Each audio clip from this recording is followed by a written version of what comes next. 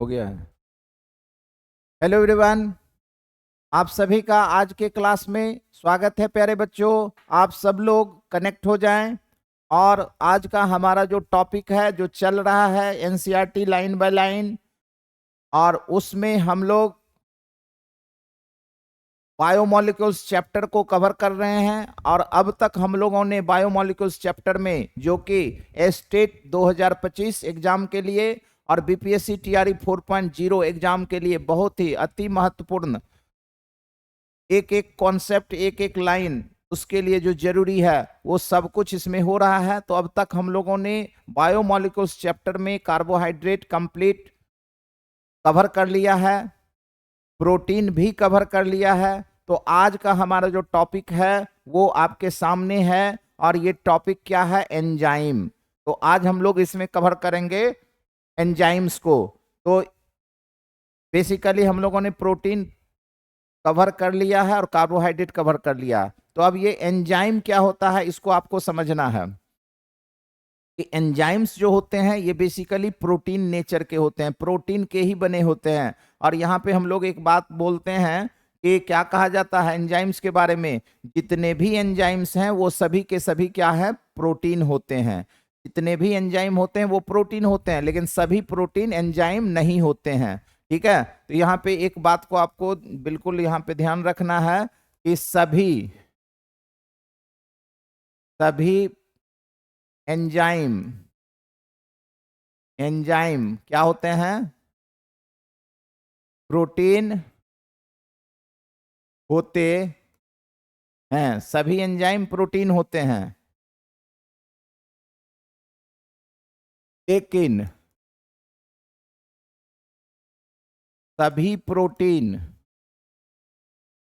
सभी protein enzyme नहीं होते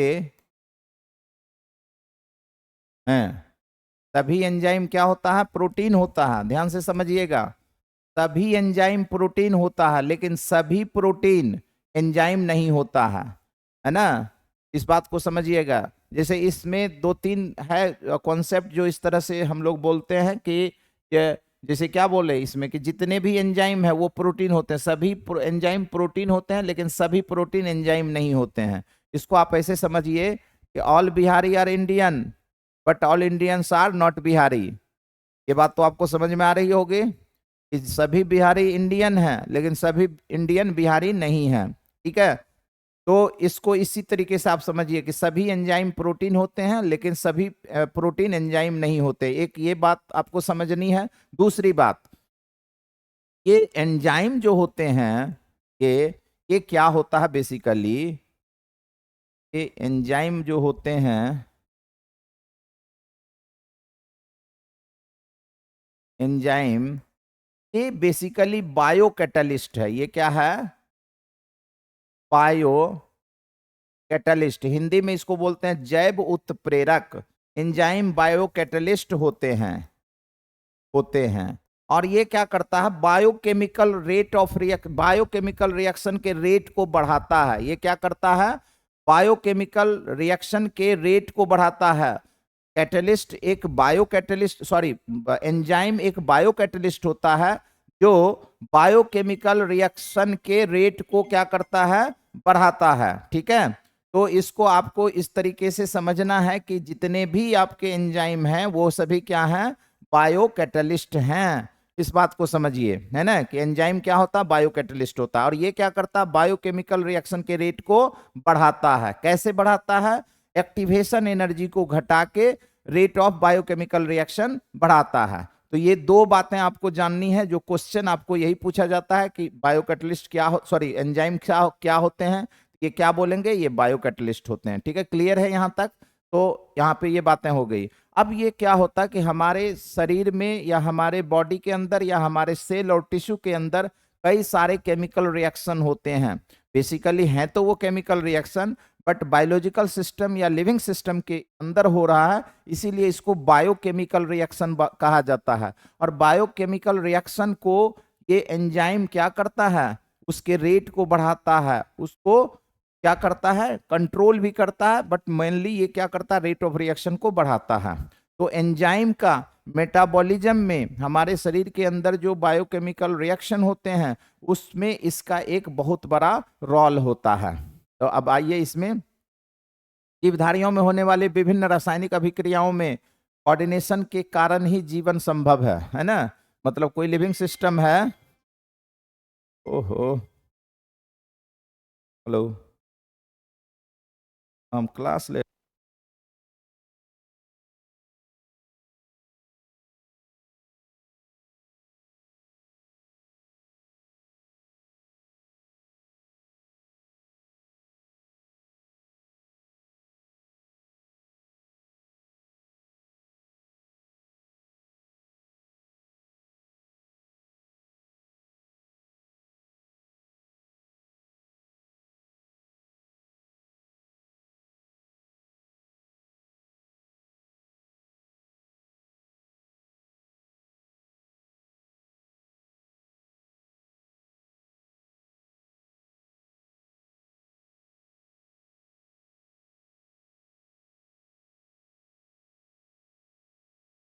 हेलो हेलो। तो हाँ, तो देखिए मैं यहाँ पे क्या बता रहा था कि हमारे बॉडी के अंदर या शरीर के अंदर या सेल के अंदर जो केमिकल रिएक्शन होते हैं उसको हम लोग क्या बोलते हैं, बायोकेमिकल रिएक्शन बोलते हैं। और उस बायोकेमिकल रिएक्शन के रेट को कौन करता है, इंक्रीज, तो ये बायो कैटलिस्ट करते हैं। जैसे कोई केमिकल रिएक्शन के रेट को इंक्रीज करता है कैटलिस्ट, इसी तरह से बायो कैटलिस्ट जो है किसी बायोकेमिकल रिएक्शन के रेट को बढ़ाता है, और ये बायो कैटलिस्ट ही एंजाइम होता है। तो ये जीवन संभव है कैसे, जीवधारियों में होने वाले विभिन्न रासायनिक अभिक्रियाओं में समन्वय के कारण ही जीवन संभव है। इसका एक उदाहरण है भोजन का पाचन, यानी भोजन जो पचता है, भोजन का जो डाइजेशन होता है, ये क्या है, एक केमिकल रिएक्शन है, एक बायोकेमिकल रिएक्शन है। भोजन का पाचन, भोजन के पाचन में एंजाइम्स का एक बहुत बड़ा रोल है। अगर वो जैसे डाइजेस्टिव एंजाइम अगर कम स्रावित हो या नहीं स्रावित हो तो भोजन का पाचन नहीं होगा, है ना। तो भोजन का पाचन, उपयुक्त अणुओं का अवशोषण, है ना, पचने के बाद जो अणु बने यूजफुल उसका अवशोषण तथा अंततः ऊर्जा का उत्पादन, इन सब में इन प्रक्रम में अभिक्रियाएं एक अनुक्रम होती है। ये जो रिएक्शन है इसमें एक सीक्वेंस है तथा ये सभी अभिक्रियाएं शरीर में मध्यम स्थिति में संपन्न होती है ना। मध्यम स्थिति में कुछ जैव उत्प्रेरकों की सहायता से होता है। मतलब ये सारे जो अभिक्रियाएं हैं, सारे जो रिएक्शंस हैं, चाहे डाइजेशन हो, एब्जॉर्प्शन हो या एनर्जी में उस एनर्जी का प्रोडक्शन हो हमारे बॉडी के लिए, इन सब में क्या है, किसका रोल है, इन सभी अभिक्रियाओं में शरीर में यह क्या है, कुछ संपन्न होती है, कुछ जैव उत्प्रेरकों की सहायता से होता है। यानी ये सभी अभिक्रियाएं जो है, सभी रिएक्शन जो है, एक क्या होता है, जैव उत्प्रेरक, ये क्या है, जैव उत्प्रेरक की सहायता से होता है, जिसे क्या कहते हैं, एंजाइम कहते हैं। ठीक है, इसको क्या कहा जाता है, एंजाइम। लगभग सभी एंजाइम गोलाकार प्रोटीन होते हैं। मतलब यहां भी क्लियर हो गया कि प्रोटीन होते हैं सभी एंजाइम। यहां लिखा है लगभग सभी एंजाइम गोलिकाकार प्रोटीन होते हैं, मतलब ग्लोबुलर प्रोटीन होते हैं। एंजाइम किसी विशेष अभिक्रिया अथवा विशेष क्रियाधार के लिए विशिष्ट होते हैं। मीन्स ये हुआ कि कोई स्पेसिफिक एंजाइम किसी स्पेसिफिक रिएक्शन के लिए ही सुटेबल होता है, वो सभी रिएक्शन को कैटेलाइज नहीं कर सकता, रेट ऑफ रिएक्शन नहीं बढ़ा सकता। जो एंजाइम जिस रिएक्शन के रेट को बढ़ाने के लिए बना है सिर्फ उसी को बढ़ा सकता है, वो सभी रिएक्शन के रेट को नहीं बढ़ाएगा। ठीक है, तो यहाँ पे वही है कि एंजाइम क्या होता है, स्पेसिफिक नेचर के होते हैं, विशेष होते हैं, स्पेसिफिक नेचर के होते हैं। मतलब जो एंजाइम जिस रिएक्शन के लिए प्रोड्यूस होता है या बना है या बनाया गया है, वो उस तरह के रिएक्शन के रेट को बढ़ाता है या बढ़ाएगा। यही लिखे हैं, एंजाइम किसी विशेष अभिक्रिया अथवा विशेष क्रियाधार के लिए विशिष्ट होते हैं, मतलब स्पेसिफिक होते हैं। इस बात को आपको ध्यान में रखना है। ठीक है।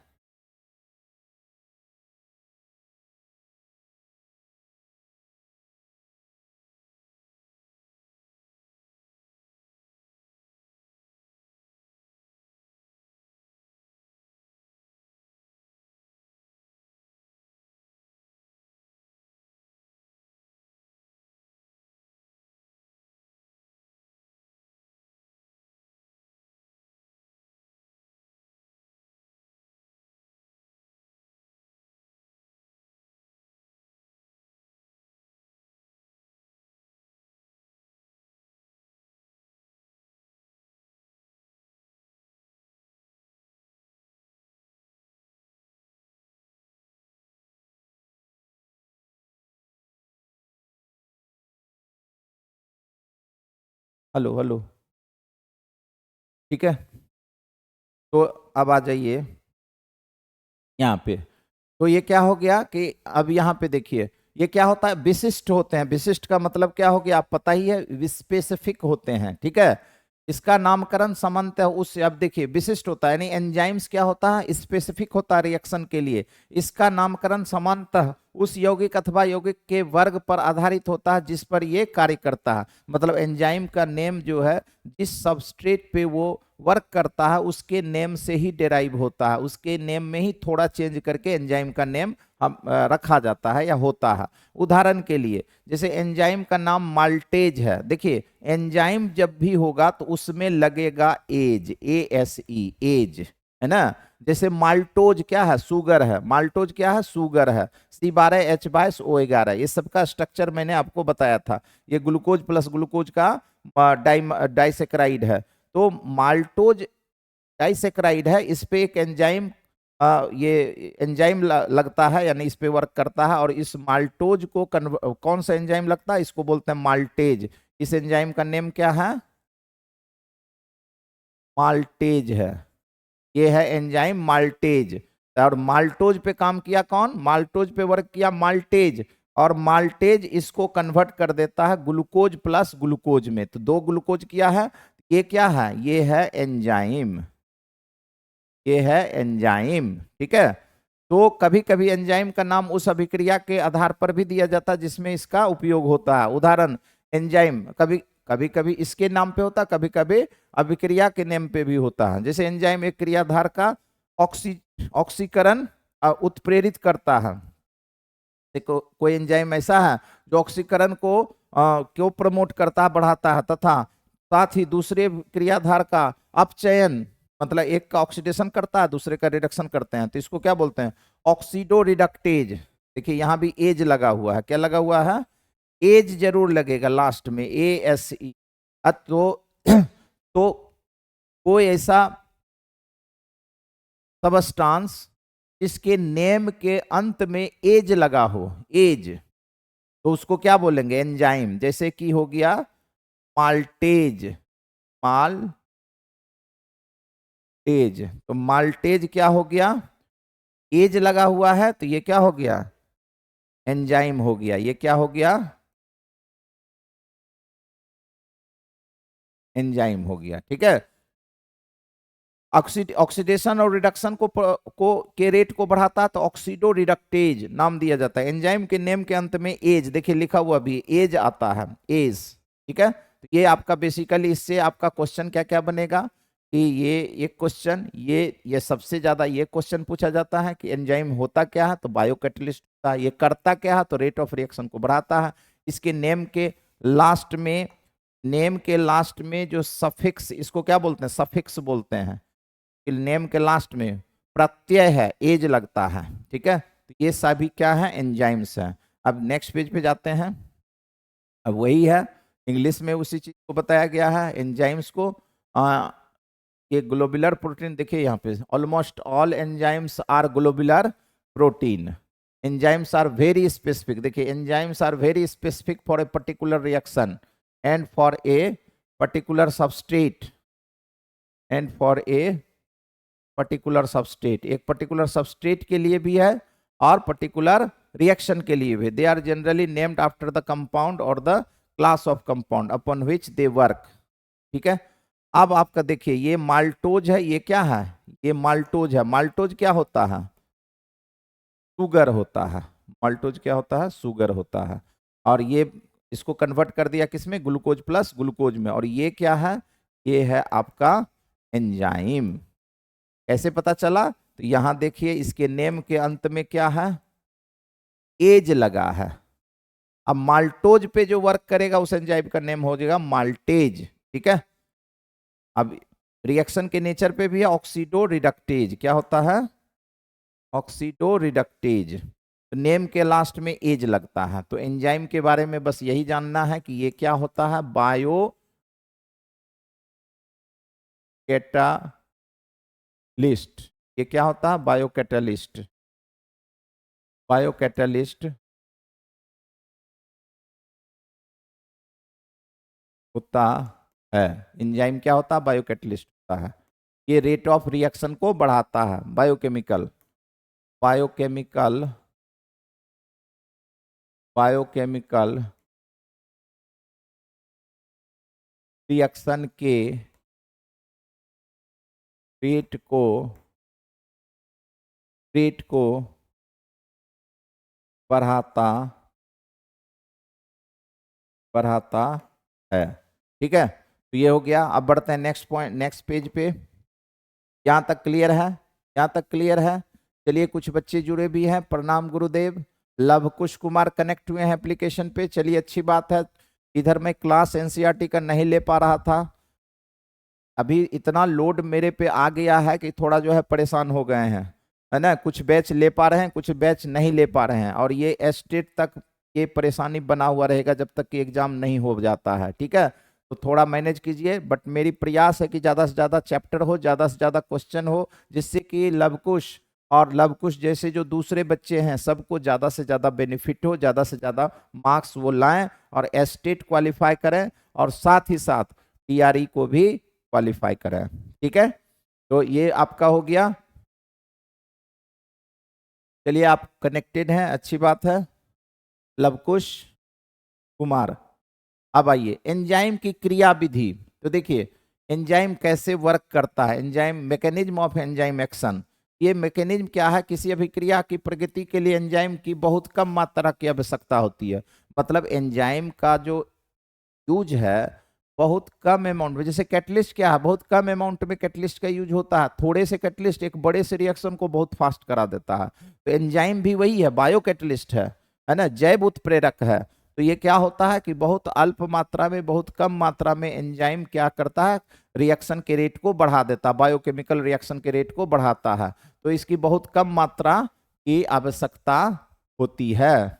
किसी अभिक्रिया की प्रगति के लिए एंजाइम की बहुत कम मात्रा की आवश्यकता होती है। ठीक है, तो मतलब कैटलिस्ट जो है या बायो कैटलिस्ट यानी कि एंजाइम जो है, इसकी बहुत कम मात्रा की जरूरत होती है अभिक्रिया के दर को बढ़ाने के लिए। रासायनिक उत्प्रेरक यानी केमिकल कैटलिस्ट की क्रिया के समान कहा जाता है। मतलब ये उसी के जैसा होता है सब कुछ। जैसे कैटलिस्ट होता है केमिकल रिएक्शन के लिए, उसी तरह से क्रिया के समान, रासायनिक उत्प्रेरक की क्रिया के समान कहा जाता है। जबकि एंजाइम ये क्या? संक्रियन ऊर्जा, अच्छा, कहा जाता है। एंजाइम एक्टिवेशन एनर्जी के परिमाण को, मैग्नीट्यूड को कम करता है। ये एंजाइम कैसे काम करता है? एंजाइम एंजाइम जो कि बायो कैटलिस्ट है, bio catalyst, enzyme bio catalyst है।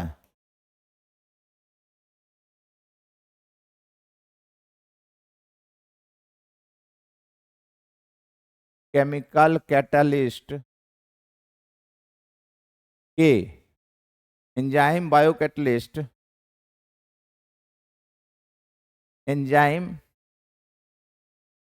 एंजाइम जो कि बायो कैटलिस्ट है, एंजाइम केमिकल कैटलिस्ट के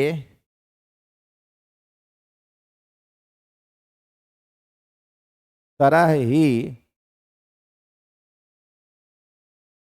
activation energy activation energy activation energy इसको ई से रिप्रेजेंट करते हैं। एक्टिवेशन एनर्जी को कम करके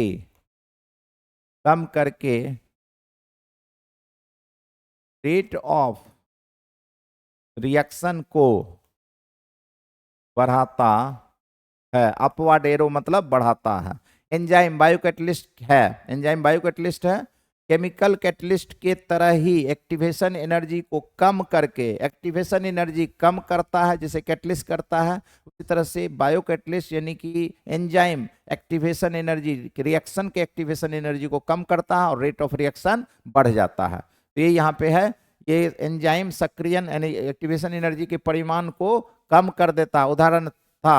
उदाहरण के रूप में सुक्रोज के अम्लीय जल अपघटन, सुक्रोज का एसिडिक ये क्या है? सुक्रोज का एसिडिक, ये क्या हो रहा है? ये हाइड्रोलिसिस के लिए संक्रियन यानी कि एक्टिवेशन एनर्जी इतना है ना।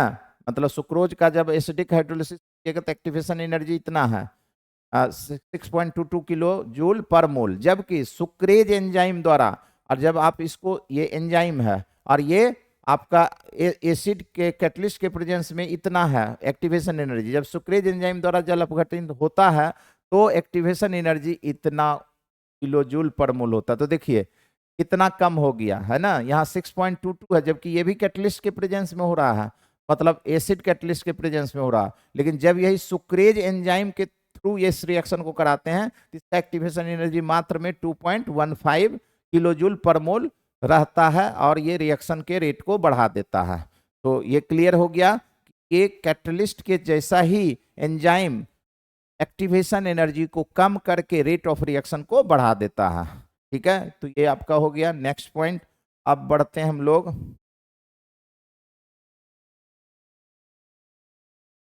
वही है mechanism of enzyme action. Enzymes are needed only in small quantity, small मात्रा में इसकी जरूरत होती है for the progress of the reaction. Similar to the action of chemical catalyst, enzymes are set to reduce the magnitude of activation energy, है ना।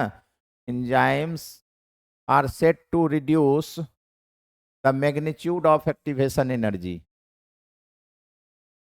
अब देखिए वही उसी का इंग्लिश है, इतना है व्हाइल एक्टिवेशन एनर्जी जितना when hydrolysed bye enzyme sucrase. ये क्या है, ये है एंजाइम, ये क्या है, एंजाइम है, उसी का इंग्लिश है। बाद में कि मैं बता ही चुका हूं सब कुछ, इसमें पढ़ते हैं नेक्स्ट में। अच्छा, एंजाइम में इतना ही जानना है ना, एंजाइम में ज्यादा कुछ नहीं है, जो भी बातें थी सारी बातों को मैंने यहाँ पे आपको बता दिया। ठीक है, एंजाइम्स के बारे में। अब इसके बाद क्या है, विटामिन्स है। ये क्या है, विटामिन्स है।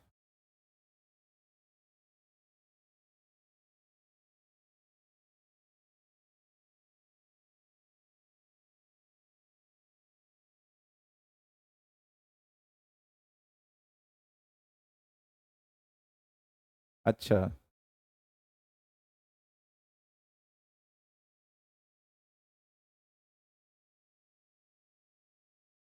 तो देखिए अब नेक्स्ट हमारा जो टॉपिक है वो क्या है, एंजाइम्स के बारे में हम लोगों ने कंप्लीट जो इनसे रिलेटेड जरूरी जानकारी थी वो सब हम लोगों ने कवर कर लिया। अब यहाँ पे आ जाइए,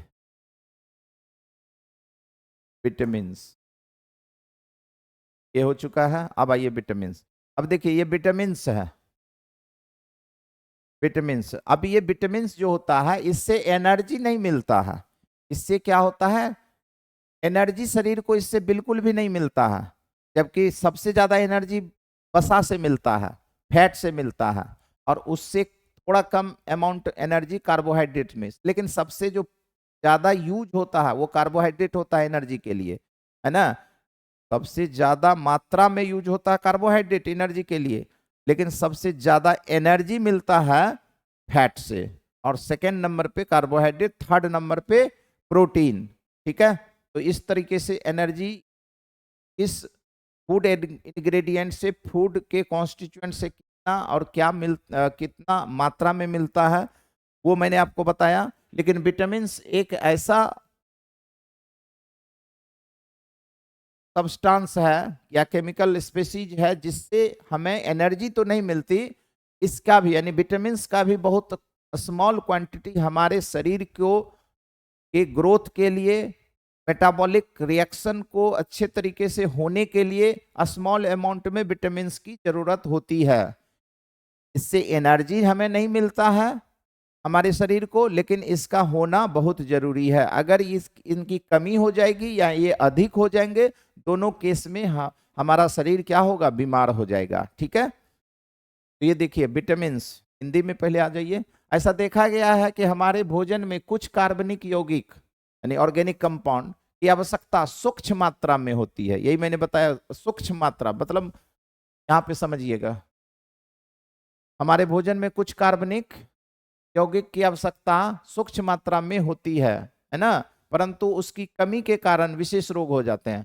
चाहिए बहुत कम मात्रा में, लेकिन उसकी कमी से बीमार हो जाते हैं, उसकी कमी के कारण विशेष रोग हो जाते हैं। इन यौगिक को क्या कहते हैं, विटामिन कहते हैं।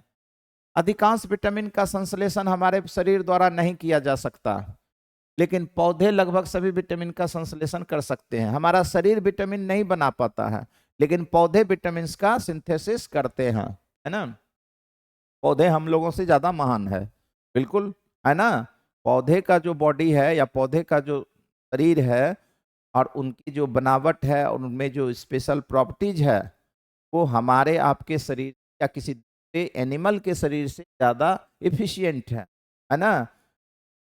तो हम लोग क्या है, हेटेरोट्रॉप्स हैं, हम लोग अपना भोजन खुद नहीं बनाते हैं। और पौधे पौधे जो हैं, ग्रीन प्लांट्स यानी प्लांट्स जो हैं, वो अपने लिए भी भोजन बनाते हैं और अपने से ज्यादा दूसरे के लिए भोजन बनाते हैं, यानी हमारे लिए भोजन बनाते हैं। कार्बोहाइड्रेट कौन बनाता है? कार्बोहाइड्रेट का फोटोसिंथेसिस के द्वारा प्लांट बनाते हैं ग्लूकोज, और वही ग्लूकोज का पॉलीमराइजेशन होके वो बन जाता है स्टार्च। तो स्टार्च किसने बनाया? स्टार्च बनाया प्लांट ने। और उस स्टार्च का यूज कौन करता है? हम करते हैं, आप करते हैं, है ना। तो इसी तरीके से मैं आपको बता रहा हूं कि अधिकांश विटामिन का संश्लेषण हमारे शरीर में शरीर द्वारा नहीं किया जा सकता, लेकिन प्लांट जो है विटामिन का सिंथेसिस कर लेता है और उसी प्लांट को हम लोग कंज्यूम करते हैं। पौधे लगभग सभी विटामिन का, देखिए, पौधे लगभग सभी विटामिन का संश्लेषण कर सकते हैं, अतः इन्हें आवश्यक आहार कारक माना गया है। इसीलिए क्या बोलते हैं, हरी सब्जी खाना चाहिए।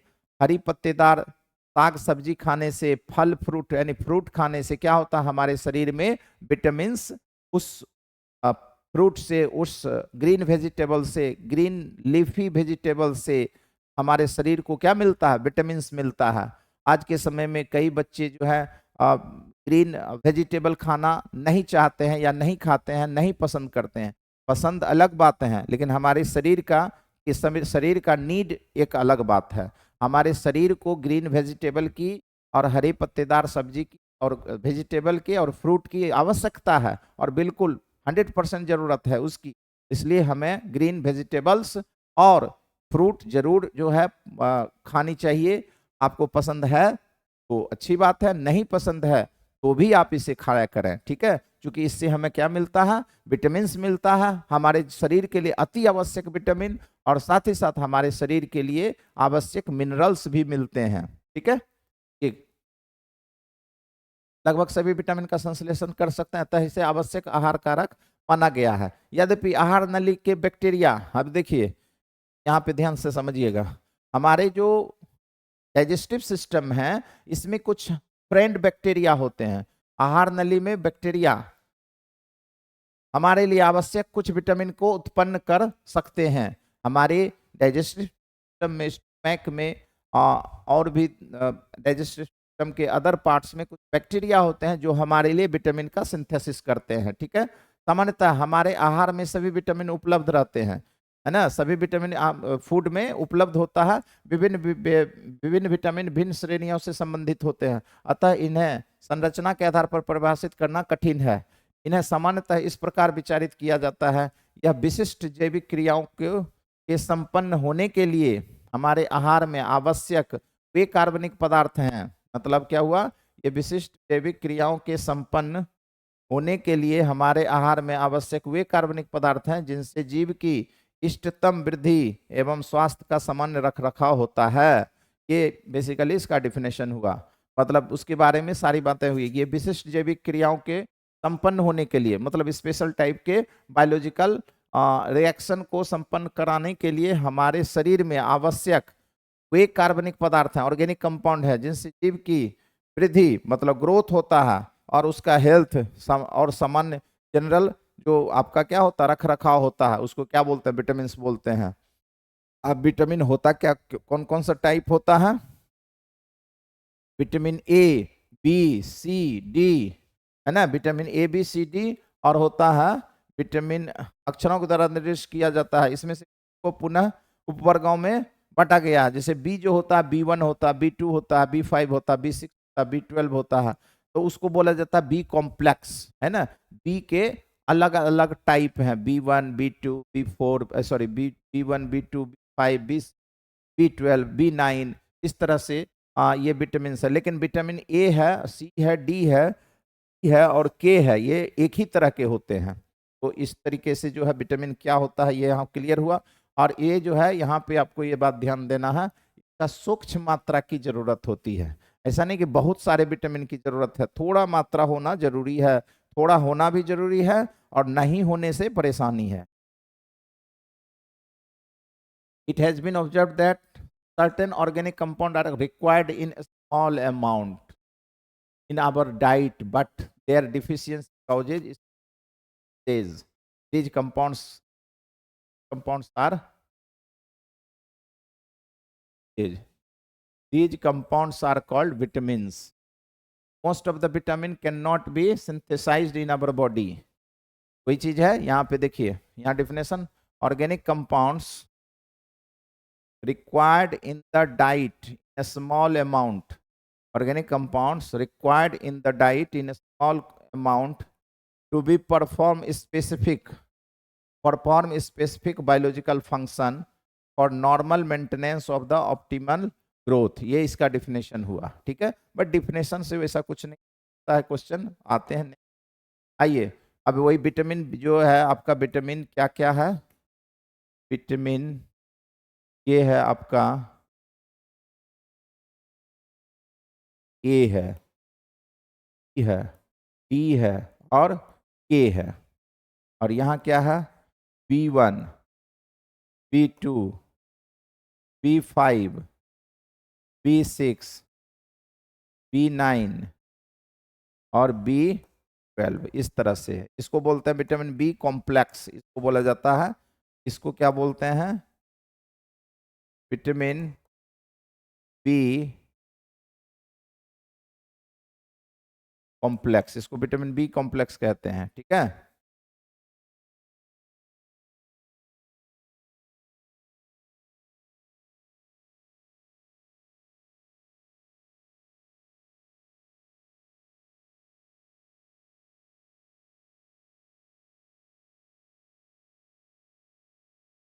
तो देखिए यही है B6 B12, ये B6 B12 आदि का नाम दिया गया। विटामिन का अधिक भी और अधिकता भी हानिकारक होता। विटामिन का कम होने से भी दिक्कत है, बीमारी होगा, और विटामिन ज्यादा हो जाएगा तो भी फिर क्या होगा, हानिकारक होगा, ठीक है। अतः चिकित्सक के परामर्श के बिना विटामिन की गोली नहीं लेनी चाहिए। डॉक्टर की सलाह के बगैर आप अपने मन से विटामिन की गोली नहीं खाइए, ठीक है। विटामिन दो शब्दों में, वाइटल, विटामिन जो नेम आया ये कहाँ से आया, ये आया है आपका वाइटल और एमीन्स, वाइटल एमीन्स से जुड़कर बना है, ठीक है। क्योंकि प्रारंभ में पहचाने गए यौगिकों में एमिनो समूह था, है ना, जो पहले जो विटामिन मिला ना उसमें एमिनो ग्रुप था, इसलिए उसको एमीन्स बोला। वाइटल का मतलब क्या हो गया, बहुत जरूरी, है ना, तो अमीनो समूह था। लेकिन बाद में कार्यों प्रदर्शित हुआ कि इसमें अधिकांश में अमीनो समूह नहीं होता है। बात में पता चला कि है, लेकिन बाद में देखा गया कि ऐसा सब में अमीनो समूह नहीं होता। अतः अंग्रेजी में लिखे शब्द का अंतिम अक्षर ई, विटामिन्स, एमीन, अच्छा, हटा दिया गया। और वर्तमान में, अच्छा, विटामिन्स जो है देखिए तो इसका लेटर क्या है यहाँ पे, विटामिन यानी ई वाला जो है हटाया है।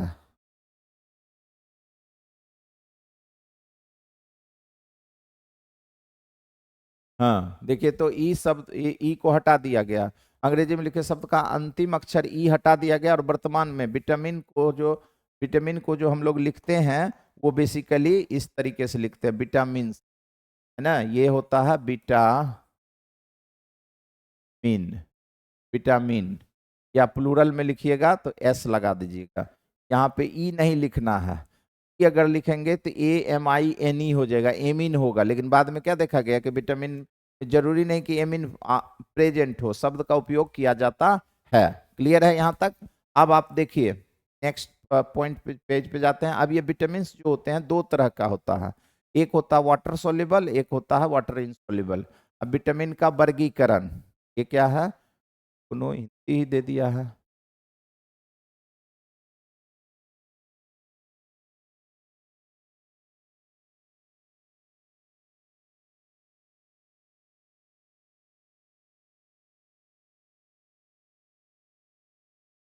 हाँ अब देखिए यही है।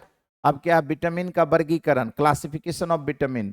अब ये विटामिन जो होते हैं, विटामिन दो तरह का होता है।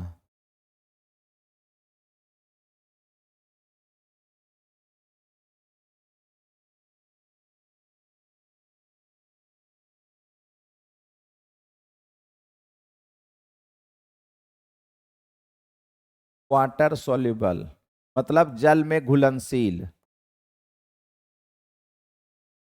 वाटर इनसोल्युबल, सोल्यू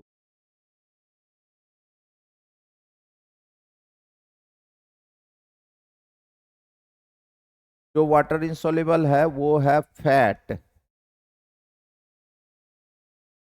सोल्युबल, है ना, fat soluble. Water soluble, water soluble vitamin है vitamin B and, vitamin B and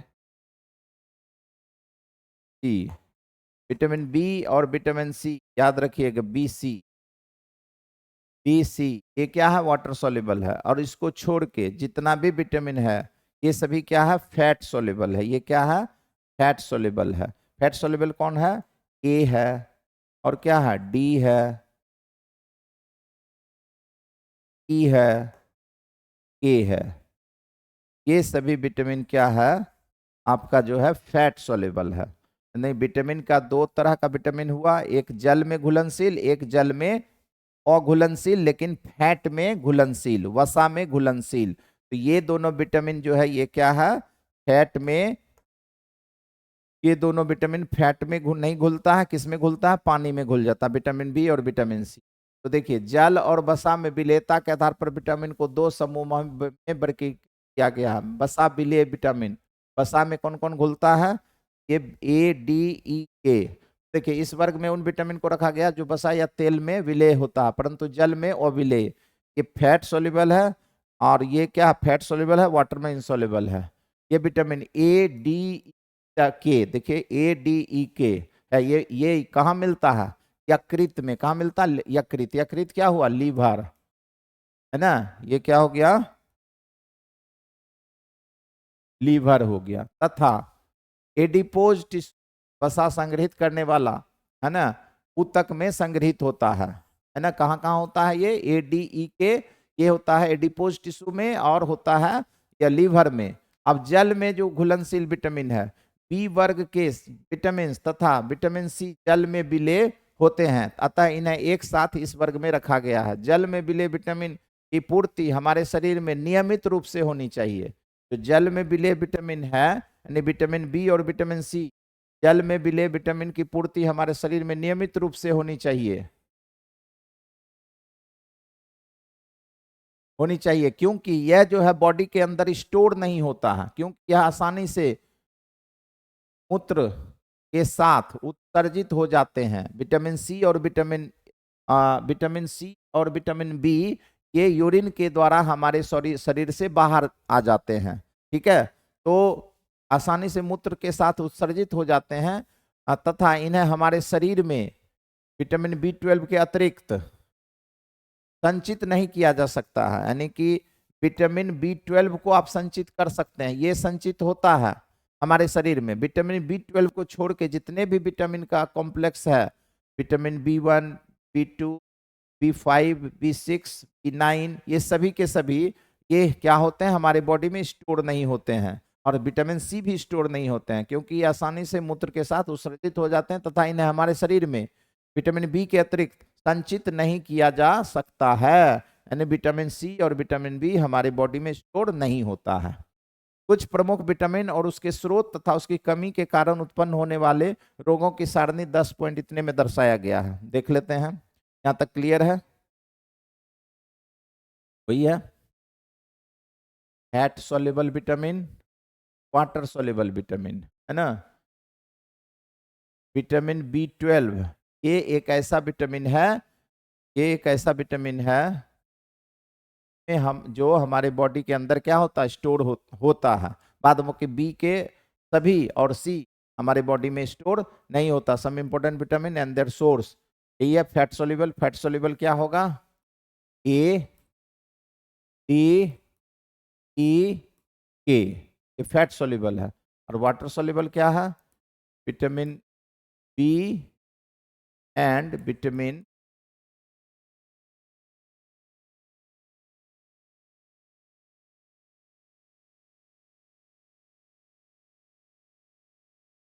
ये देख लीजिए। अब आ जाते हैं हमारे, आ जाते हैं, आगे बढ़ते हैं।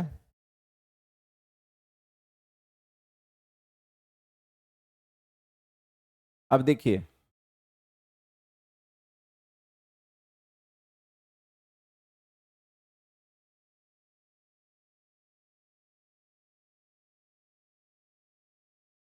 देखिए ये टेबल है, ये विटामिन का नाम है। विटामिन ए को बोला जाता है रेटिनॉल।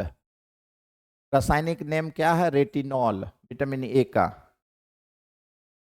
और इसको बोलते हैं थायमीन, और इसको बोला जाता है राइबोफ्लेविन। ठीक है, बी वन बी टू। ये कहाँ होता? मछली के यकृत का तेल, यानी मछली के लिवर का ऑयल में होता है विटामिन ए। गाजर में सबसे ज्यादा होता है, इसलिए गाजर खाना बहुत जरूरी है। और ये विटामिन ए हमारे आँख के, हमारे आई के स्वास्थ्य के लिए बहुत ही उपयोगी विटामिन है। हमारे आई को स्वस्थ रखने के लिए ये बहुत जरूरी विटामिन है, विटामिन ए यानी रेटिनॉल, जो कहाँ होता है? गाजर में बहुत ज्यादा मात्रा में पाया जाता है। मक्खन तथा दूध में भी होता है। ठीक है, विटामिन ए। विटामिन ए के कमी से हमें जो बीमारी होता है वो आंख से संबंधित बीमारी होता है। और एक बहुत ही कॉमन बीमारी है, उसको बोला जाता है रतौंधी, जिन्हें रात में बिल्कुल भी दिखाई नहीं देता है, डिफ्यूज लाइट में बिल्कुल भी दिखता नहीं है। रतौंधी हिंदी में बोलते हैं, इंग्लिश में बोलते हैं नाइट ब्लाइंडनेस। एक ये होता है आंख की बीमारी, नाइट ब्लाइंडनेस। एक और बीमारी होता है जीरोफ्थेल्मिया, ये भी आंख की बीमारी है। देखिए यहाँ पे लिखा हुआ जीरोफ्थेल्मिया, आंख के कॉर्निया का कठोरीकरण, यानी आंख का जो कॉर्निया है वो हार्ड हो जाता है ना। तो क्या बोला जाता है? जीरोफ्थेल्मिया, रात्रि अंधता, यही हुआ रतौंधी। ठीक है, इसको क्या बोलते हैं? Night blindness. ठीक है, ये होता है। विटामिन बी 1, ये थायमीन होता है। इस ये कहाँ होता है? खमीर में, दूध में, हरी सब्जी में, दाल में होता है। दाल दाल है वृद्धि में मंदता। अच्छा, ये कुछ लगता दूसरा चीज लिख, ये यहाँ का चीज लगता उठ के है। ठीक है, तो इससे जो होने वाला बीमारी है इसको बोला जाता है, ध्यान से समझिएगा, इसको बोलते हैं बेरी बेरी। ठीक है, विटामिन बी 1 की कमी से होने वाला बीमारी है बेरी बेरी। इसमें क्या होता? भूख कम लगना तथा वृद्धि में, ये इसको यहाँ लिख लाइए यहाँ। ठीक है, वृद्धि में मंदता, मतलब जो ग्रोथ होता है वो क्या हो जाता? कम हो जाता। भूख कम लगता, ग्रोथ कम हो जाता, विटामिन बी 1 के कमी से। ठीक है, विटामिन बी 1 के कमी से। अब देखिए विटामिन बी 2 है, बी 2 इसको बोलते हैं राइबोफ्लेविन। ये कहाँ होता है? दूध में, अंडे की सफेदी में बी 2, और लीवर में और किडनी में होता है। ठीक है, अब यहाँ पे देखिए इसके कमी से, यानी कि हीनता जनित रोग, पोस्ट विदरण यानी कि चिलोसिस, यानी इसको बोला जाता है चिलोसिस, मुंह एवं ओठ के किनारों के पर दरारें पड़ना, यानी यहाँ पे क्या होता है? लिप्स और ये, हाँ, लिप्स में क्रैकिंग होता है। लिप्स के जो कॉर्नर हैं, मुंह और ओठ के किनारों पर दरारें पड़ना, इसको चिलोसिस बोलते हैं। ठीक है, और इसमें पाचन क्रिया में अव्यवस्था तथा त्वचा में जलन की अनुभूति होती है। क्या क्या होता है? डाइजेशन में दिक्कत होता है, डाइजेस्टिव क्रिया में ये अव्यवस्था तथा त्वचा में जलन की अनुभूति होती है। ठीक है, तो ये आपका हो गया विटामिन बी 2। अब बढ़िए, and health of the organism, ये कहाँ से आया? And health of the organism, some important vitamin their source caused by the their deficiency this, ये कुछ। and health of the organism, vitamin are designed by the alphabet A B C. Some of them are further named as subgroup B1 B2 B bar B12. Excess of vitamin is also harmful, and vitamin pills should not be taken without the advice of doctor. ये तो हो ही गया था। The vitamins, ये देखिए ऐसे vitamin लिखना गलत है। The term vitamin was coined from the word vital or amine. Vital जोड़ेमीन, since the earlier identified compounds had amino group, उसमें amino group था. Later work showed that most of them did not contain amino group, so the letter E was replaced or dropped. Just ना कहिए, dropped कहिए. ये E was dropped and the term vitamin is used these days. तो vitamin तो name है, इसमें last में ई नहीं होगा. ठीक है, ये बता ही चुके हैं. अब वही है, विटामिन ए है, इसको क्या बोलते हैं? रेटिनॉल बोलते हैं. क्या बोलते हैं? रेटिनॉल. ये कहाँ होता है? ये सब में यहाँ पे लिवर ऑयल में, कैरोट में, ये सबसे ज्यादा होता है. ये तो आपको याद रखना. और ये गाजर जो है हमें खानी भी चाहिए ज्यादा, यानी कि जब ये कैरोट जो का जब टाइम होता है, सीजन होता है, तो उस टाइम जब ये सस्ता हो जाए तो आप कैरोट जो है, कैरोट डायरेक्ट आप सलाद के रूप डायरेक्ट कैरोट खाइए, ज़्यादा से ज़्यादा रॉ कैरोट खाइए. ऐसे तो गाजर के और भी कई डिशेस होते हैं, और ये विटामिन ए के भरपूर और अच्छे स्रोत हैं, और काफ़ी सस्ते स्रोत हैं. बटर और मिल्क में होता है. विटामिन B1 थायमीन इसको बोलते हैं. विटामिन B12 को राइबोफ्लेविन बोलते हैं. था ना राइबोफ्लेविन? हाँ था राइबोफ्लेविन, है ना. इसको राइबोफ्लेविन. विटामिन B6 को पैराडॉक्सिन. पैराडॉक्सिन इसका रासायनिक नेम है. ये क्या है? पैराडॉक्सिन. ठीक है. ये कहाँ? ईस्ट में होता है. मिल्क में, ग्रीन वेजिटेबल में होता है. मिल्क में और ग्रीन वेजिटेबल में और सीरियल्स में होता है. मिल्क के एग व्हाइट में, लिवर, किडनी में होता है. ये विटामिन B6 yeast, milk, egg yolk, cereals and grains में होता है. यहाँ पे देखिए, तो क्वेश्चन आपसे पूछा जाता है, ये पूछा जाता है, ये important question. Ophthalmia, hardening of cornea of eye, ये इंपॉर्टेंट है. ये आपको आपको जरूर से जरूर याद रखना है. विटामिन ए के कमी से कौन सा बीमारी होता है, इसको आप याद रखिएगा. क्या बोलते हैं? सिरोप्थेल्मिया. और दूसरा क्या होता है? नाइट ब्लाइंडनेस, ये होता है. और इससे विटामिन B1 की कमी से क्या होता है? ये होता है beri beri, loss of appetite, retarded growth. और विटामिन B12 की कमी से क्या होता है? ये होता है चिलोसिस, है ना. At corners of mouth and lips, digestive disorder and burning sensation of the skin. इसमें होता कन्वाल्सन्स. कन्वाल्सन्स देखते हैं क्या बोलते हैं. Vitamin B pyridoxine. मरोड़ पड़ना, कन्वाल्सन्स का मरोड़ पड़ना, कन्वाल्सन्स, मरोड़ पड़ना. ये है विटामिन B पैराडॉक्सिन. कहाँ कहाँ होता है? ये सोर्स है, ये कन्वाल्सन्स. ठीक है, आइथन टाइप का हुआ. विटामिन B12, ये बहुत ही इंपॉर्टेंट विटामिन है, इससे एग्जाम में क्वेश्चन जाते हैं. वो बोला जाता है साइनो, साइनो को वाला, क्या बोलते हैं? साइनोकोबालामिन. ये एक ऐसा विटामिन है में एक मेटल होता है, कोबाल्ट मेटल होता है. कोबाल्ट मेटल होता है किस में? साइनोकोबालामिन में. इसको यहां से आप पिक कीजिएगा ट्रिक. देखिए, कोबाल्ट का सिंबल क्या होता है? तो नेम में जाइए, साइनोकोबालामिन. कोबाल, कोबाल तक तो है ही, तो यहाँ क्या है? कोबाल्ट है. तो कोबालामिन है, साइनोकोबालामिन. इस कोबाल्ट मेटल होता है किसमें? विटामिन B12 में. विटामिन B12 में कोबाल्ट मेटल होता है. ठीक है, पैराडॉक्सिन बता दिया, B6. और यहाँ पे देखिए, इससे जो बीमारी होता है, ये बहुत इंपॉर्टेंट है, ये बहुत बार पूछा गया एग्जाम में. पर्नीसियस एनीमिया, है ना. विटामिन B12 के कमी से क्या होता है? पर्नीसियस एनीमिया होता है. पर्नीसियस एनीमिया, ये जरूर याद रखिएगा, ये कई बार एग्जाम में पूछा है.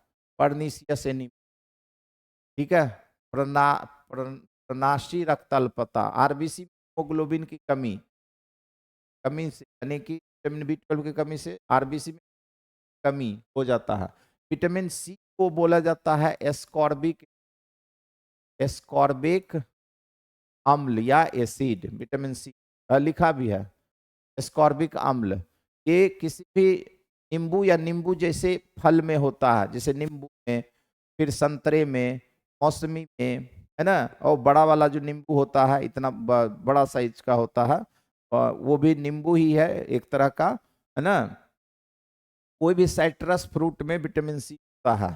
साइट्रस फ्रूट, साइट्रस फल, आंवला में सबसे ज्यादा होता है विटामिन सी। आंवला में सबसे ज्यादा होता है, ठीक है। तथा हरे पत्तेदार सब्जी भी होता है, ठीक है ये। और इसके कमी से जो बीमारी होता है, इसको बोलते हैं चर्बी। और इसमें होता क्या है, तो मसूड़े से, गम से ब्लीडिंग होता है। क्या होता है, ब्लीडिंग होता है, ठीक है। मसूड़े से ये क्या होता है, ब्लीडिंग होता है, ठीक है। तो ये होता है स्कर्बी। अब है नेक्स्ट है आपका विटामिन डी। इसका रासायनिक नेम है कैल्सीफेरॉल। कैल्सी कैल्सीफेरॉल, रासायनिक नेम है कैल्सीफेरॉल। और ये सनलाइट का सबसे बेस्ट सोर्स है। सूर्य प्रकाश से, एक्सपोजर से ये जो है ये हमारे बॉडी के अंदर, शरीर के अंदर जो है ये बनते हैं। इसलिए हमारे शरीर में को हम लोगों को क्या चाहिए कि हमारे शरीर में सनलाइट का एक्सपोजर होना चाहिए, हमारे शरीर में धूप लगना चाहिए, एक सनलाइट लगना चाहिए पूरे शरीर में, है ना। तो ये क्या होता है कि विटामिन डी सबसे ज्यादा हमें कहाँ से मिलता है, तो सनलाइट से मिलता है ना, सूर्य प्रकाश के एक्सपोजर से मिलता है। और कहाँ, मछली और अंडे में भी विटामिन डी होते हैं, लेकिन मुफ्त में ये सनलाइट से हमें मिलते हैं, ठीक है। और इसके कमी से बीमारी होता है, वो बच्चे में होता है रिकेट्स। रिकेट्स हड्डी से संबंधित बीमारी है। बच्चों में अस्थि विकृति होती है, बच्चों में ये क्या होता है, रिकेट्स होता। तथा ऑस्टियोमलेशिया या अस्थिता वयस्क में होता, ऑस्टियोमलेशिया या सॉफ्टनिंग ऑफ ये बोन होता है वयस्क में, जोड़ों में दर्द तथा अस्थि मृदुता होती है। तो ऑस्टियोमलेशिया एडल्ट में होता है, रिकेट्स बच्चे में होता है। तो बच्चे में अगर कमी हो विटामिन डी की, तो वो क्या होगा, तो बोलेंगे उस रिकेट्स बोलेंगे। और बड़े में अगर विटामिन कमी होगी तो ऑस्टियोमलेशिया बोला जाएगा, या सॉफ्टनिंग ऑफ बोन बोलेंगे। जबकि बोन को क्या होना चाहिए, हार्ड होना चाहिए, मजबूत होना चाहिए, ठीक है। ये हो गया विटामिन ई। सब्जियों के तेल, उदाहरण गेहूं, अंकुरित तेल, गेहूं या अंकुरित तेल, सूरजमुखी का तेल आदि में ये होता है कौन, विटामिन ई, ठीक है। ये आपका क्या है, विटामिन ई है। और विटामिन के कहाँ है, हरे पत्तेदार सब्जी में होता है। हरे पत्तेदार सब्जी में के विटामिन ई होता है। सब्जियों के उदाहरण ये इस होता है। अच्छा देखिए, विटामिन ई की कमी से क्या होता है, आरबीसी की, ये आरबीसी क्या हो जाता है, भुरभुरेपन में वृद्धि। आरबीसी जो है फ्रेजाइल हो जाता है, इजीली टूट जाता है, तथा मांसपेशियों में कमजोरी होता है विटामिन ई की कमी से, ठीक है। और जो सबसे इंपॉर्टेंट है ये जानना है विटामिन के का, ये जो पूछा जाता है, ये आपको जानिएगा कि विटामिन के की कमी से रक्त का थक्का बनना कम हो जाता है। रक्त जैसे कहीं हमारे बॉडी में कट हो गया, या उंड हो गया, या कट हो गया, तो वहां से क्या होता है, ब्लीडिंग होना स्टार्ट होता है। तो ब्लीडिंग होता है, तो अगर ब्लीडिंग होता रहेगा तो बहुत ज्यादा ब्लड लॉस हो जाएगा, खतरे में आ जाएगा जान, है ना। तो बॉडी क्या करता है कि जहां से ब्लीडिंग होता है वहां पे खून जम जाता है, खून का थक्का बन जाता है। तो विटामिन के की अगर कमी होगी तो खून थक्का नहीं बनेगा, और ब्लीडिंग होता चला जाएगा, होता चला जाएगा, है ना।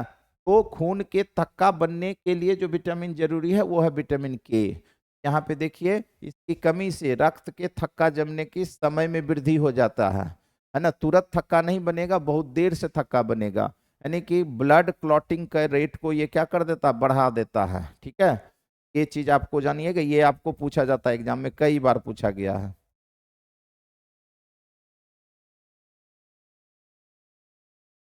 ये इंपॉर्टेंट, ठीक है। ये हो गया विटामिन के की कमी से। तो ये विटामिन बी 12, पर्नीसियस एनीमिया जो मैंने बताया, पर्नीसियस, आरबीसी ग्लोबिन, ये साइनोकोबालामिन है। ये क्या है, साइनोकोबाला,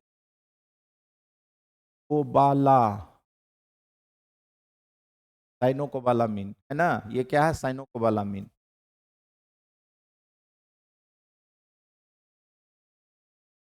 साइनोकोबालामीन है, ठीक है, एग, कर्ड, साइनोकोबालामीन। इस क्या होता है, कोबाल्ट मेटल होता है,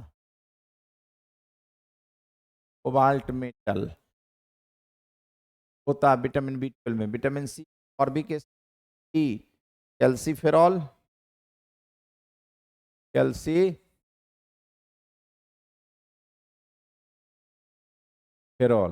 विटामिन ई, विटामिन के। अब देखिए विटामिन के से इंक्रीज्ड ब्लड क्लॉटिंग टाइम, ये मैंने बताया, blood clotting time. Vitamin E increase fragility of RBC and muscular weakness, ठीक है।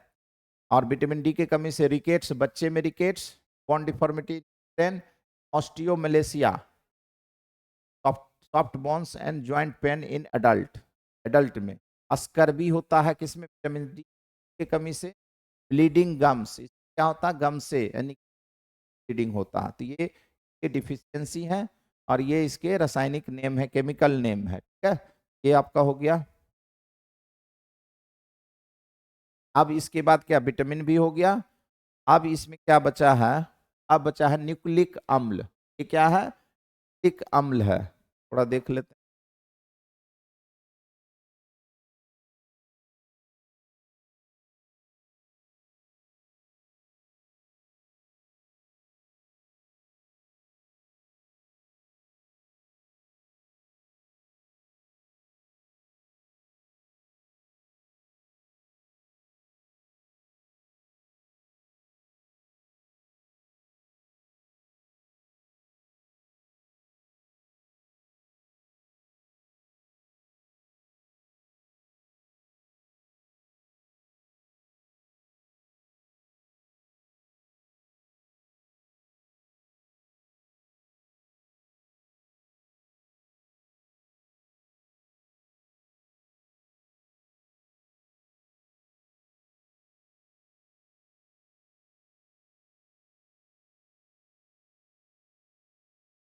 देखिए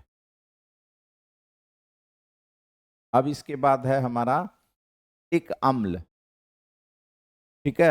अब नेक्स्ट क्या है, न्यूक्लिक एसिड है।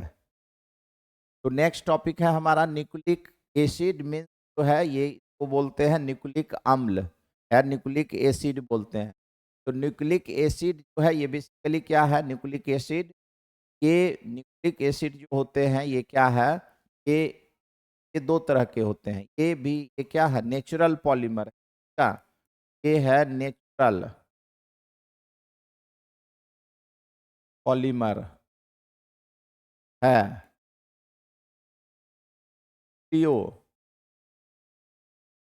ट्राइड का। ये क्या है, न्यूक्लिक अम्ल किसका है, क्या है, ये है बेसिकली नेचुरल पॉलीमर है, नेचुरल पॉलीमर है न्यूक्लियोटाइड का, ठीक है। न्यूक्लिक अम्ल नेचुरल पॉलीमर है न्यूक्लियोटाइड का।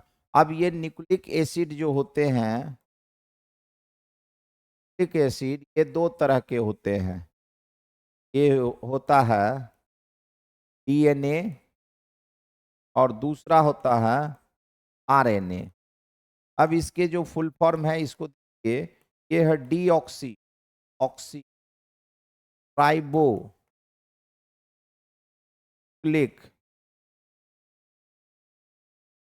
Nucleic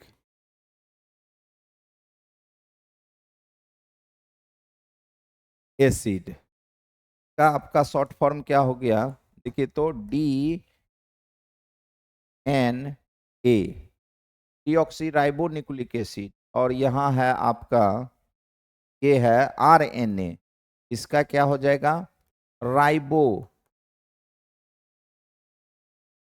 nucleic acid. ये क्या है, राइबो न्यूक्लिक एसिड है, का शॉर्ट फॉर्म RNA, ठीक है। ये DNA एंड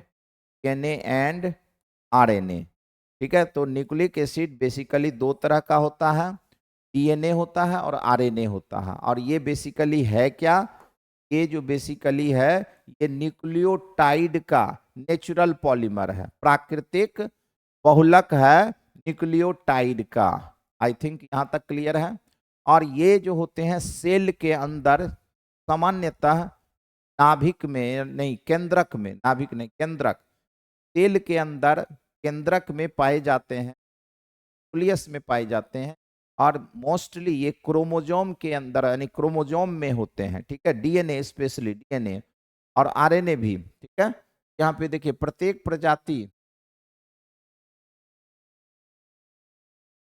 प्रजाति की हर एक पीढ़ी कई प्रकार से अपने पूर्वजों से सदृश होते हैं। ये विशिष्ट एक पीढ़ी से दूसरी तक किस प्रकार संचरित होती है ना। यह पाया गया है कि जीवित कोशिका का नाभिक इस जन्मजात गुणों के लिए उत्तरदायी है ना। जीवित कोशिका के का नाभिक इन जन्मजात गुणों के लिए उत्तरदायी है, जिसे आनुवंशिकता भी कहते हैं। इसको क्या बोला जाता है? हेरिडिटी बोला जाता है ना, या जेनेटिक्स क्या बोला है ना, हेरिडिटी, आनुवंशिकता, ठीक है। क्या बोलते हैं? आनुवंशिकता भी कहते हैं। कोशिका के नाभिक में उपस्थित वे कण, कोशिका के नाभिक में वे कण जो आनुवंशिकता के लिए उत्तरदायी होते हैं, क्या कहते हैं? क्रोमोजोम कहलाते हैं। ये क्या कहलाते हैं? क्रोमोजोम कहलाते हैं। तो क्रोमोजोम कहते हैं। ये प्रोटीन तथा अन्य प्रकार के जैव अणु से मिलकर बने होते हैं। ये जो क्रोमोजोम है, क्रोमोजोम, ये प्रोटीन तथा अन्य प्रकार के जैव अणु यानी बायोमोलिक्यूल से मिलकर बने होते हैं। न्यूक्लिक अम्ल कहते हैं, ठीक है। तो न्यूक्लिक अम्ल मुख्यतः दो प्रकार के होते हैं, डीऑक्सी राइबोज न्यूक्लिक एसिड, है ना। राइबोज न्यूक्लिक अम्ल यानी डीएनए तथा राइबोज न्यूक्लिक अम्ल आरएनए। चूंकि न्यूक्लिक अम्ल न्यूक्लियोटाइड की, देखिए न्यूक्लियोटाइड लिख दिया ना यहाँ, न्यूक्लियोटाइड, ये क्या लिखा? न्यूक्लियोटाइड, यहाँ भी लिखे है वही चीज, यहाँ देख लीजिए। न्यूक्लियोटाइड की लंबी श्रृंखला वाले बहुलक होते हैं, अतः इसे पॉलीन्यूक्लियोटाइड भी कहते हैं। आप न्यूक्लियोटाइड का पॉलीमर है तो इसको पॉलीन्यूक्लियोटाइड भी कह सकते हैं। यानी ये जो न्यूक्लिक एसिड है ये बेसिकली क्या है? पॉलीन्यूक्लियोटाइड। इसको क्या बोलेंगे? पॉलीन्यूक्लियोटाइड भी बोलेंगे, बिल्कुल बोल सकते हैं। अब ये डीएनए और आरएनए होता है, ठीक है। ये दो प्रकार हो गया। आई होप कि यहां तक क्लियर। अब देखिए ये डीएनए, डीऑक्सी राइबो, देखिए यहाँ पे डी एन का ये क्या है? एक acid, DNA, deoxy ribo nucleic acid and ribo nucleic acid, ठीक है। ये डीएनए है, एक आपका क्या है? डीएनए है, और दूसरा क्या है? आरएनए है। Since nucleic acid are long chain polymer of nucleotide, ये क्या है? न्यूक्लियोटाइड का जो है क्या है? पॉलीमर है। So they are also called polynucleotides. क्या बोलते हैं? पॉलीन्यूक्लियोटाइड। तो मतलब डीएनए यानी न्यूक्लिक एसिड, आप बोलिए न्यूक्लिक एसिड, या इसी क्या बोलेंगे? पॉलीन्यूक्लियोटाइड्स। ये बेसिकली है क्या? ये जो है नेचुरल, प्राकृतिक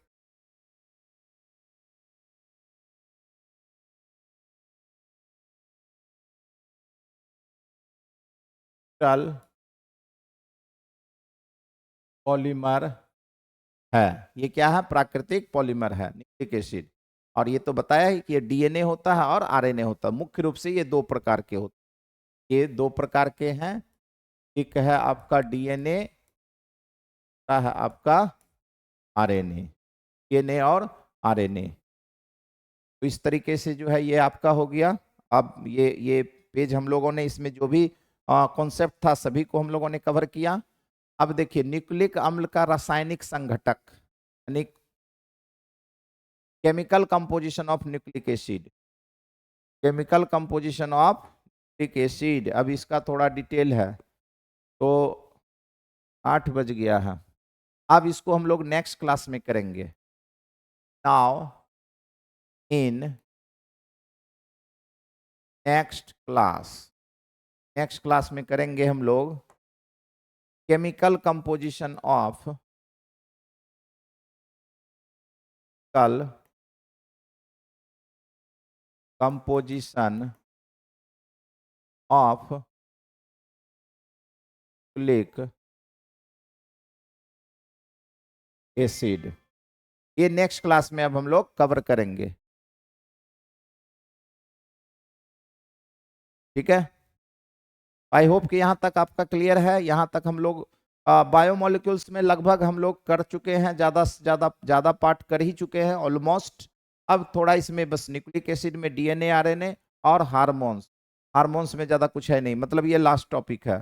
थोड़ा जो है हार्मोन के बारे में, उसके बाद थोड़ी बातें करेंगे हम लोग किसके बारे में, ये तो डीएनए आरएनए यहाँ कवर करेंगे, पॉलीन्यूक्लियोटाइड, उसके हार्मोन, उसके बाद ये टॉपिक आपका खत्म। आई थिंक हार्डली एक क्लास और लगेगा जिससे चैप्टर आपका समाप्त हो जाएगा। तो अब नेक्स्ट क्लास में हम लोग पढ़ेंगे chemical composition of nucleic acid. ठीक है, तो आज यहीं तक रहने देते हैं, फिर नेक्स्ट डे फिर हम लोग इसको टॉपिक को नेक्स्ट में मैं आपको इन्फॉर्म करूंगा और आप इसमें कनेक्ट होइएगा और टॉपिक को कवर करेंगे। तो हमारा ये चैप्टर भी लगभग समाप्त हो गया है बायोमोलिक्यूल्स, और कल पॉलीमर चैप्टर को हम लोग समाप्त करेंगे। हाँ हाँ हो गया है, कल पॉलीमर चैप्टर को समाप्त करेंगे, ऑनलाइन ऑफलाइन दोनों। ठीक है, आ जाइए। Okay bye, all the best.